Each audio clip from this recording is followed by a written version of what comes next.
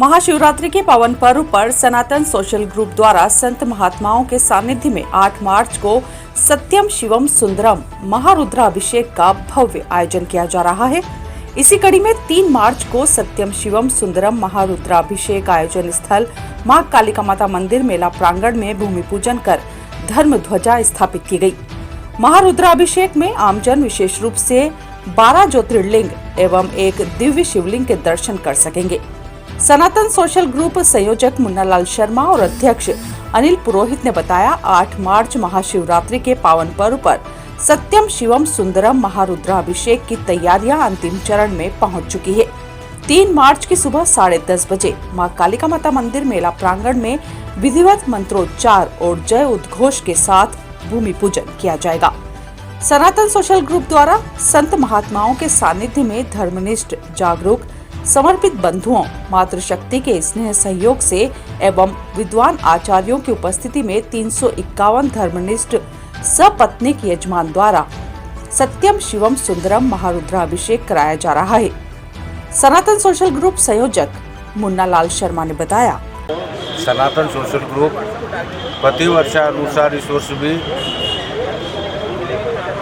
351 धर्मनिष्ठ यजमानों द्वारा कालिका माता मेला प्रांगण में महारुद्र अभिषेक सत्यम शिवम सुंदरम का आयोजन करने जा रहा है।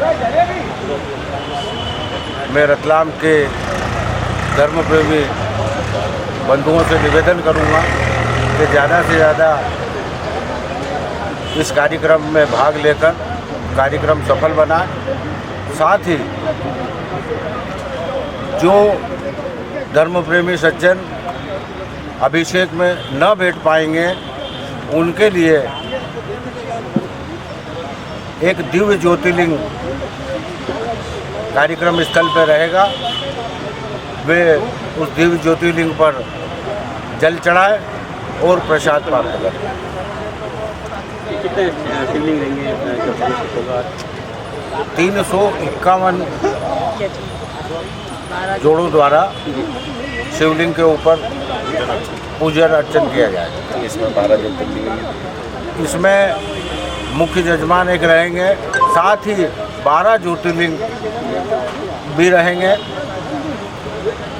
और मुख्य यजमान और 12 ज्योतिर्लिंग के यजमान अलग से रहेंगे।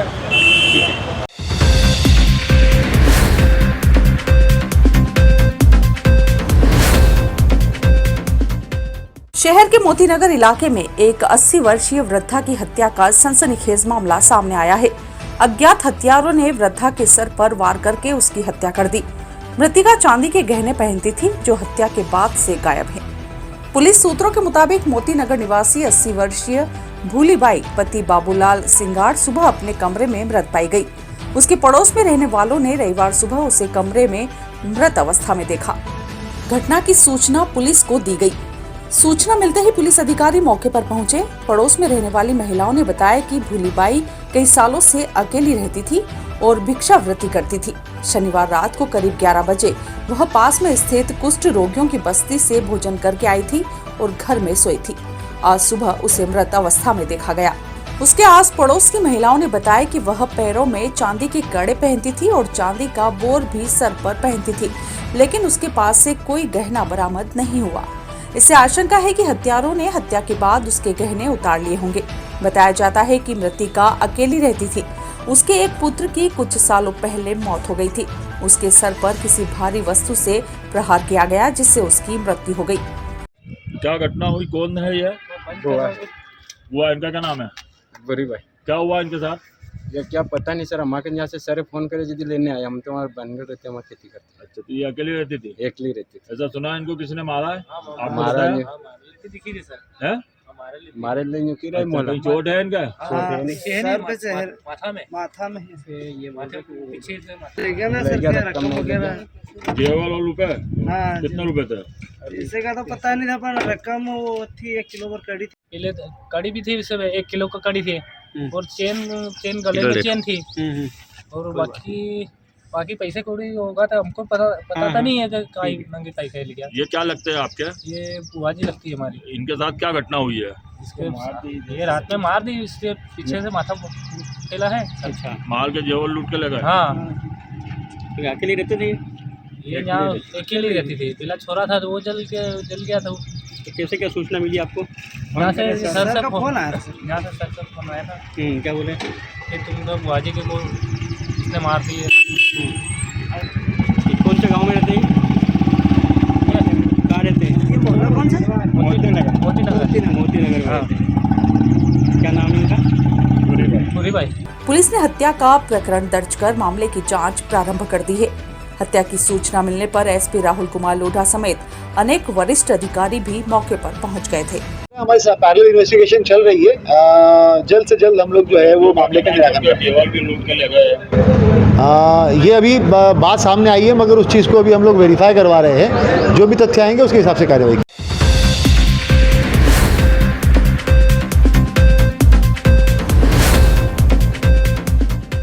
राम मंदिर से जवाहर नगर पहुंचने वाली सड़क को निर्माण के नाम पर खोद दिया गया है।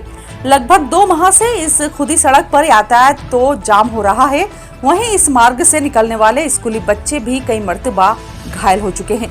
इस मार्ग पर मुक्तिधाम होने की वजह से आने जाने वालों को खासी तकलीफों का सामना करना पड़ रहा है। निर्माण के नाम पर खोदी गई सड़क कब तक बन पाएगी, यह कहना मुनासिब नहीं है। क्षेत्रीय व्यापारियों ने बताया। नाम बताया आपका? योगेश जी, आप यहाँ आपकी शॉप है, ये जो रोड खुदी है कब तक खुदी है? ये इसको गुजर कुछ भी 2 महीने हो गए। 2 महीने हो गए, तो बन क्यों नहीं रही है? अब क्या मालूम कि पाइपलाइन का कोई काम चालू होने वाला है, पाइपलाइन का काम बाकी है, तो उस कारण नहीं। 2 महीने पहले खोद दीजिए, तो कोई एक्सीडेंट वगैरह हो गया, समस्या हो रही है? क्या बच्चे जैसे गिरते भी हैं, बच्चे गिरते हैं, यहाँ पे गाड़ी घोड़े वाले निकलते हैं, निकलने का रास्ता नहीं है व्यवस्थित, गिरते भी है। क्या आपने कोई कंप्लेंट वगैरह वार्ड पार्षद से या नगर निगम में कोई कंप्लेंट वगैरह की है? बोला है कि हाँ चालू होने वाला है, काम होने वाला है, बस ये आश्वासन दिया है। कब तक होगा ये नहीं बताया? हाँ, बस ये बहुत तैयारी है। और जैसा अभी ये काम चालू हुआ, छोटा मोटा पाइपलाइन वगैरह ये कर रहे हैं। ये कंफर्म नहीं है, क्लियर नहीं है कि रोड का काम कब तक शुरू होगा? हाँ, रोड का तो देखो अभी पाइपलाइन हो, उसके बाद विकास जी, ये सड़क कब खुदी हुई थी, कब तक खुदी है? दिसंबर में खुदी थी, 29-30 दिसंबर में। अभी तक काम क्यों नहीं हुआ इसका? पता नहीं आपको? समस्या आ रही हो रही है आने जाने वालों को? समस्या तो होती है। आप रोज आपकी दुकान यही है, आप दुकान खोलते हो, आते हो, जाते हो, तो कोई एक्सीडेंट वगैरह हुए हैं? बताइए आप। हुए ना? हुए एक्सीडेंट भी? तो उसका कोई कंप्लेंट वगैरह हुई नगर निगम में करी आपने? नहीं करी। यहाँ के वार्ड पार्षद कौन है? आशा रावत। उनसे बातचीत वगैरह करी इस बारे में? कुछ जानकारी कब तक बनेगी रोड? नहीं पता।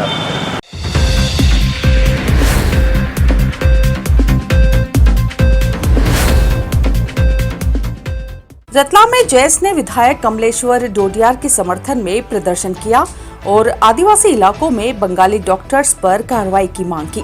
जैस ने एसपी कार्यालय पहुंचकर ज्ञापन दिया। वहीं इस दौरान उन्होंने विधायक के खिलाफ शिकायत करने वाले तपन रॉय को फर्जी डॉक्टर बताया और कहा कि तपन रॉय बंगाली है, फर्जी डॉक्टर है, उस पर कार्रवाई की जाए। जैस ने कहा कि यदि कार्रवाई नहीं हुई तो बड़ा आंदोलन करेंगे। देखो, ये जो आज का जो ज्ञापन दिया है हम लोगों ने, आपको ज्ञात में होगा, काफी दिनों से सोशल मीडिया पे, वाइट्स पे, हर चैनल न्यूज पर चल रहा था कि विधायक श्रीमान कमलेश्वर जी डोडियार जो हमारे सैलाना के विधानसभा क्षेत्र 221 से जीतकर जो गए हैं, उनके खिलाफ एक तपन राय बंगाली डॉक्टर्स के द्वारा आए दिन जिस तरीके से आरोप प्रत्यारोप चल रहे हैं, ठीक है, अगर एविडेंस के थ्रू वो चीजें अगर होती है तो उसमें हम कुछ नहीं बोलेंगे, लेकिन जिस तरीके से वो तपन राय भी जो यहाँ का नहीं, अदर स्टेट यानी कहीं बाहर का है, शायद बंगाल का बता रहे हैं, वो व्यक्ति जिस तरीके से हम सारे जनप्रतिनिधि की छवि जो धूमिल कर रहे हैं और हमारे जो संगठन जयस की जिस तरीके से बदनामी कर रहे हैं, वो सरासर गलत है। और वो खुद ही एक बंगाली बिना डिग्री, यानी कि अगर चलो ठीक है, उनने अगर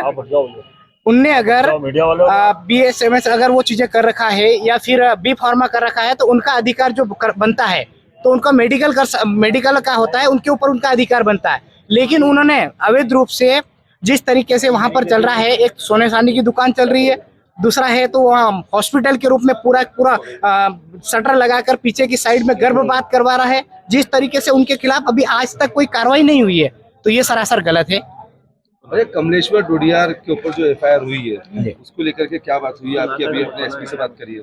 देखो, उनने ये बोला है कि जिन जिन चीजों के ऊपर उनके ऊपर एफआईआर हुई है उनके एविडेंस हमारे पास प्राप्त है, वो चीजें चलो ठीक है, लेकिन इनके खिलाफ तो एफआईआर हुई, लेकिन जो बंगाली डॉक्टर जिसने कंप्लेन किया है वो खुद भी जिस तरीके से वहां पर धंधा चला रहा है वो भी तो सरासर गलत है। उनके खिलाफ भी एफआईआर होना चाहिए। इसलिए हमने आज भरी तादाद में आकर जिस तरीके से ज्ञापन दिया है, तपन राय डॉक्टर, उनके खिलाफ सख्त कार्रवाई हो, एफआईआर हो। बंगाली डॉक्टरों के खिलाफ कोई एविडेंस दे रहे हैं क्या आप? बंगाली डॉक्टरों के खिलाफ एविडेंस क्या, वहां पर वीडियो फुटेज है जहां पर डॉक्टर बीएमओ और डॉक्टर ब्लॉक मेडिकल ऑफिसर के साथ वहां सभी लोगों ने मिलकर वहां पर उनके हॉस्पिटल का निरीक्षण किया है। निरीक्षण के दौरान गर्भपात के जितने भी साधन है सभी मिले हैं। साथ ही उनके अवैध रूप से 5 दुकानें मिली है, जो कि सोने चांदी की अलग है, मेडिकल्स अलग है और मेडिकल स्टोर्स भी एक और अलग खोल रखा है, और साथ ही पूरा का पूरा हॉस्पिटल खोल रखा है, जो कि सरासर गलत है और सारे के सारे बिना डिग्री के चला रहे हैं, काम कर रहे हैं, अवैध अस्पताल चला रहे हैं, उनके खिलाफ कार्रवाई नहीं हुई, तो आगे आप क्या कदम उठाएंगे? देखो, सबसे पहली बात तो ये हम ये चाहते हैं कि जितने भी ट्राइबल्स में बंगाली डॉक्टर्स रहते हैं और वहां पर भी शासन के निर्देश अनुसार सारे के सारे हॉस्पिटल भी खुले हुए हैं, लेकिन वो एक भी व्यक्ति ऐसा नहीं जो गवर्नमेंट हॉस्पिटल का लाभ लेगा। क्यों? क्योंकि उनने बनाई ऐसा दिया है, हाइड्रोस दे कर। अवैध अस्पताल चलाने वालों पर कार्रवाई नहीं हुई तो आप आगे क्या कदम उठाएंगे? अगर जिस तरीके से अगर कार्रवाई नहीं हुई है तो मैं मानता हूं इसका मतलब तो ये गवर्नमेंट के जितने भी चाहे सीएमओ है अगला कदम मैं बता रहा हूँ ना भाई, कार्रवाई नहीं हुई। अगर हमने अवगत कराने के बाद भी अगर कार्रवाई नहीं होती है तो इसका जिम्मेदार यहाँ का सीएमओ रतलाम डिस्ट्रिक्ट का रहेगा। साथ ही हम बता रहे हैं आगे वाले जो हम कदम उठाने जाएंगे वो जिसके स्वयं जिम्मेदार वो खुद ही लोग रहेंगे, मैं बता रहा हूँ। इस मामले की जानकारी देते हुए पुलिस कप्तान ने बताया, जैसे के जो लोग थे उनके द्वारा एक ज्ञापन दिया गया। उनका ये बोलना है कि जो आदिवासी बाहुल्य क्षेत्र के अंदर जो डॉक्टर्स है और बिना किसी लाइसेंस के अगर वो डॉक्टरी कर रहे हैं तो उसके खिलाफ में जो है जांच होकर कार्रवाई होनी चाहिए। उसके संबंध में उनको आश्वासन दिया गया कि जरूर इसके संबंध में जो सीएमएचओ है वो साथ साथ में कलेक्टर साहब से बात कर जो आवश्यक कार्रवाई होगी वो की जाएगी। टीम गठित कर अगर ऐसे कोई चीजें पाई जाती है तो डेफिनेटली उनके ऊपर भी कार्रवाई होगी। कमलेश्वर डोडियार को लेकर के जानना चाह रहे थे कि गिरफ्तारी के क्या प्रयास हो रहे हैं, उसको लेकर के पुलिस ने दबिश वगैरह दी है? कुछ दिन पहले एक मामला कायम हुआ है जिसके अंदर जो है वो एक डॉक्टर मेडिकल स्टोर वाले से 1 करोड़ रुपए मांगने के संबंध में जांच होकर एक मामला कायम हुआ था। उसी मामले के अंदर जो है अभी अब चीज़ें जो है वो इन्वेस्टिगेशन में है। इन्वेस्टिगेशन के अंदर जो भी सही तरीके से कार्रवाई होगी, जो हमें सूचना वगैरह देनी होती है और लिखा पढ़ी करनी होती है वो कर और प्रॉपर कार्रवाई की जाएगी। और कितनी शिकायतें पुलिस को भी मिली हैं? अभी तक जो है जिसपे एक मामला कायम हुआ है वो एक शिकायत है। दूसरी एक कल 384 का जो एक्सटॉर्शन का मामला कायम हुआ है उसमें एक विधायक प्रतिनिधि है शिवा गहलोत, जिसके द्वारा एक ऑडियो भी काफी सोशल मीडिया पे वायरल हुआ। उसमें उसके द्वारा जो है वो पैसे मांगे जा रहे हैं विधायक प्रतिनिधि बताकर, तो उस पर एक मामला कायम हुआ है। और 2 शिकायतें कल जो है वो कुछ व्यापारी संगठनों द्वारा जो है थाने पे दी गई है कि कमलेश्वर डोडियार द्वारा जो है मंडी को लेकर उसको शिफ्ट करने को लेकर व्यापारियों से 15 लाख रुपए एक बार और 1 लाख रुपए एक बार, इस तरीके से 16 लाख रुपए लिए हैं, ऐसी शिकायत थाने पे की गई है। और समस्त सोना चांदी व्यापारी जो है उनके द्वारा भी संघ के द्वारा एक शिकायत की गई है। ऐसी 2 शिकायतें और आई है। और एक और सोशल मीडिया पे जो है वो एक ऑडियो वायरल हुआ था जिसके अंदर चुनाव से पहले का वो मामला था, वो भी एक शिकायत जांच में है।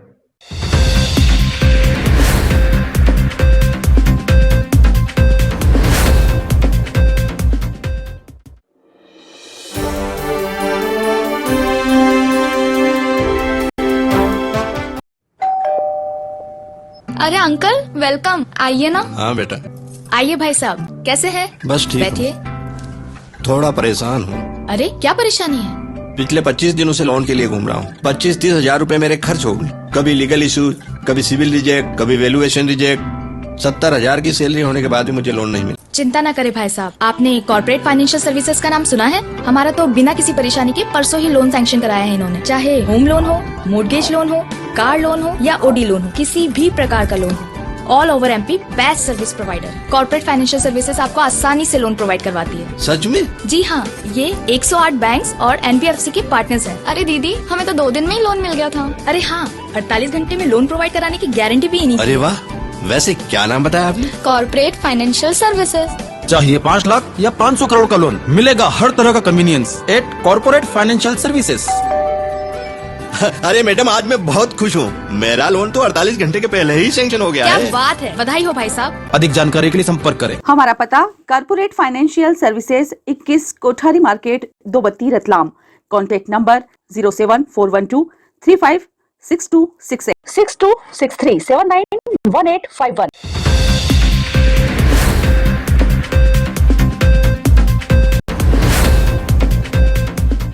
डॉक्टर लक्ष्मी नारायण पांडे शासकीय मेडिकल कॉलेज में सीनियर द्वारा जूनियर स्टूडेंट के साथ मारपीट का मामला सामने आया है।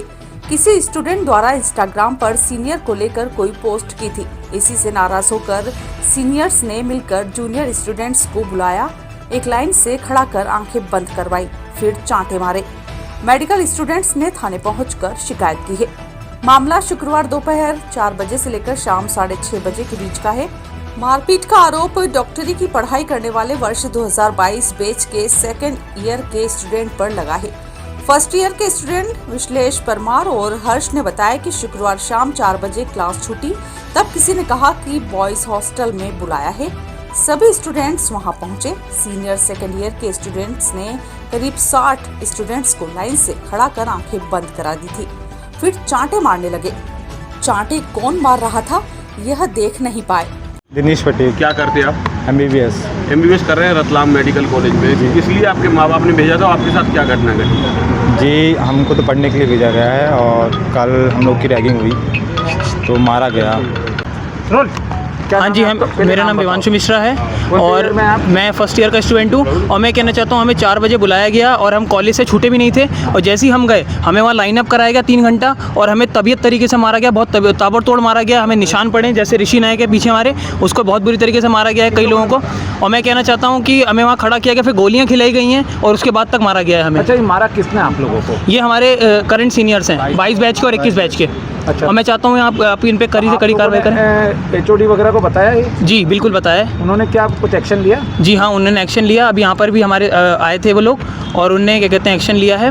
और अब इसको हम क्या कहते हैं चाहते हैं कार्रवाई हो इनके ऊपर। आपके हैंडीक्राफ्ट भी है? जी, मेरे पैर में प्रॉब्लम है और एक्चुअली मेरे को तो कमरे में बंद करके स्पेशल मारा गया है। इंस्टाग्राम पर मेडिकल कॉलेज से संबंधित एक इंस्टाग्राम पेज बना है। किसी ने उस पर सीनियर के खिलाफ पोस्ट की थी। इसी से नाराज होकर सीनियर ने मारपीट की। पोस्ट किसने की यह नहीं मालूम है। काफी के चेहरों पर निशान आए हैं। थाने पर आए स्टूडेंट्स का कहना था कि मारपीट के कारण डर गए थे, इस कारण रात में ही डीन व वार्डन को नहीं बता पाए। शनिवार दोपहर को HOD को बताया, तब उन्होंने थाने जाकर शिकायत की बात कही। Medical dean doctor Jitendra Gupta ने बताया कि रैगिंग है या नहीं यह पता कर रहे हैं। थोड़ी देर पहले ही मामला सामने आया है। जब मारपीट हुई तब किसी भी स्टूडेंट्स व वार्डन ने शिकायत नहीं की। दोनों बैच के स्टूडेंट्स को बुलाकर पूछताछ करेंगे। मामले की जांच की जाएगी।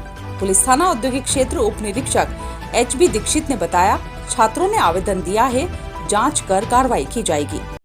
क्या मामला आपके सामने, अभी तक क्या जानकारी लगी आपको? ये रिगिंग या जो भी मारपीट हुई होगी, तो ये कल की घटना है, जो कि हमको न वार्डन ने बताया न किसी बच्चे ने आके कंप्लेंट करी थी।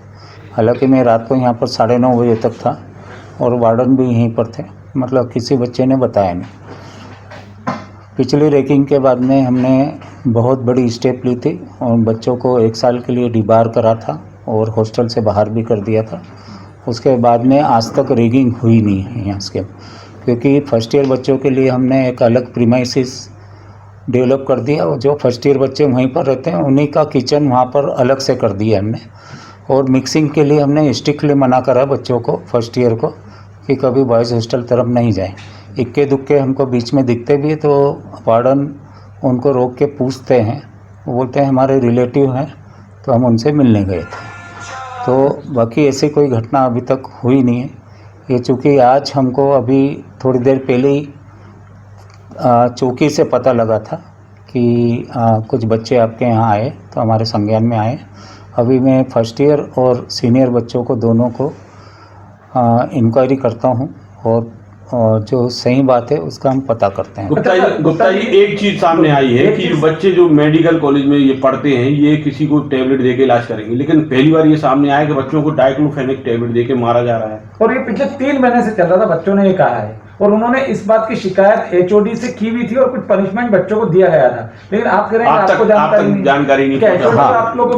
मेरे तक कोई ऐसी कंप्लेंट न राइटिंग में ही न वर्बली है अभी तक। जो पिछली बार जो रैगिंग का मामला हुआ था, जो कॉरिडोर में जो है जूनियर बच्चों को खड़ा करके उनके गालों पर भी थप्पड़ मारे गए थे, इस बार भी यही मामला हुआ है, लेकिन इस बार जो बच्चों की संख्या वो ज़्यादा है, 7 तकरीबन बच्चे हैं। हाँ, मेरे को अभी जो फिगर फर्स्ट ईयर बैच से मैं पूछ रहा था, करीब 10 एक बच्चे थे उसमें जिनके ऊपर हाथ उठाया था। 10 से ज़्यादा बच्चे तो सर थाने पे ही हैं।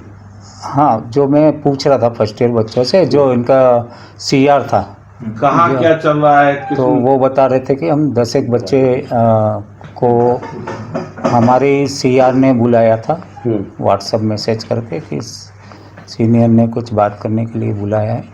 कुछ इंस्टाग्राम और कोई पेज का भी मैंने सुना है, वो भी पूरी बात पता करते हैं। जो 23 बैच के फर्स्ट ईयर बैच ने कोई क्रिएट करा था इंस्टाग्राम पे पेज, और उसमें कुछ सीनियर के बारे में बोला गया था। इसी बारे में बात करने का बस मेरे को अभी तक इतना ही मैटर पता लगा।